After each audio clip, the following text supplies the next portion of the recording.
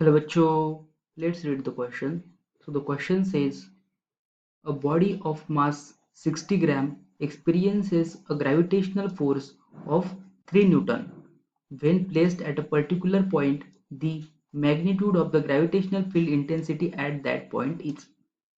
तो ये प्रॉब्लम समझने से पहले हम इसके पीछे का की कंसेप्ट समझ लेते हैं. सो इसके पीछे लगने वाला की कंसेप्ट है gravitational field intensity.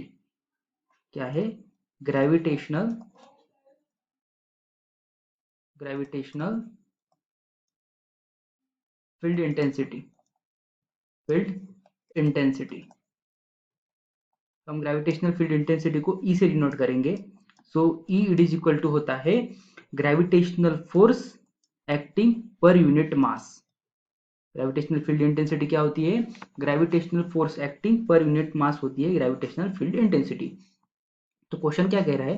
A body of mass 60 gram. Body का मास कितना दिया हुआ है? बॉडी का मास दिया हुआ है यहाँ पे M it is equal to 60 gram.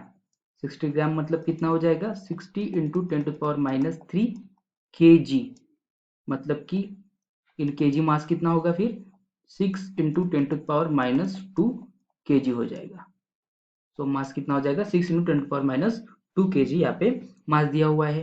Experiences gravitational force of the 3 Newton. और एक्सपीरियंसेस ग्रेविटेशनल फोर्स कितना दिया हुआ है? 3 न्यूटन का ग्रेविटेशनल फोर्स को एक्सपीरियंस करना है when placed at a particular point.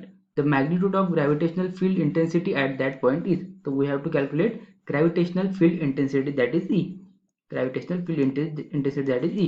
E क्या हो जाएगा? Gravitational force acting per unit mass. So gravitational force कितना एक्सपीरियंस कर रहे हैं यहाँ पे? 3 न्यूटन. ओके. और मास कितना इन केजी? वो है 6 इंटू 10⁻² kg.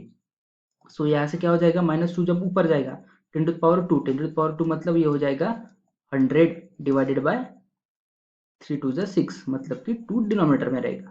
तो ग्रेविटेशनल फील्ड इंटेंसिटी कितनी मिल रही है? वो मिल रही है 50. और यूनिट क्या हो जाएगा?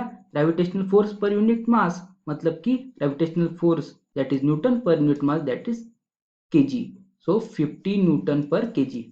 50 न्यूटन पर केजी मतलब option C is the correct option at here. So I hope you guys understood this problem very well. Thank you so much and all the best.